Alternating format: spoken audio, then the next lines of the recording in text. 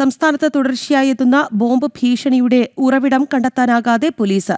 Cliff ഹൌസിനും ജില്ലാ കോടതിക്കും കഴിഞ്ഞ ദിവസം വീണ്ടും ബോംബ് ഭീഷണി ഉണ്ടായിട്ടും ഇമെയിലിന്റെ ഉറവിടം കണ്ടെത്താനായിട്ടില്ല.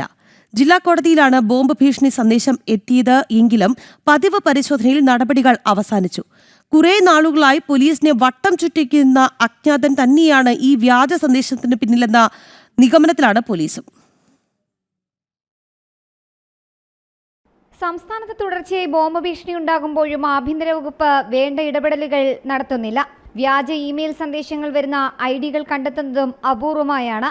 മുൻപ് വ്യാജ ബോംബ് ഭീഷണി ഉണ്ടായ ഇടങ്ങളിലേക്ക് വീണ്ടും ഭീഷണി സന്ദേശം എത്തിയിട്ടും സൈബർ പോലീസും അന്വേഷണം ഊർജിതമാക്കി നടത്തുന്നില്ലെന്നാണ് ആക്ഷേപം. തിരുവനന്തപുരത്ത് കഴിഞ്ഞ ദിവസം ക്ലിഫ് ഹൌസിലും ജില്ലാ കോടതിക്കും വീണ്ടും ബോംബ് ഭീഷണി ഉണ്ടായിട്ടും ഇമെയിലിന്റെ ഉറവിടം കണ്ടെത്താൻ ആയിട്ടില്ല.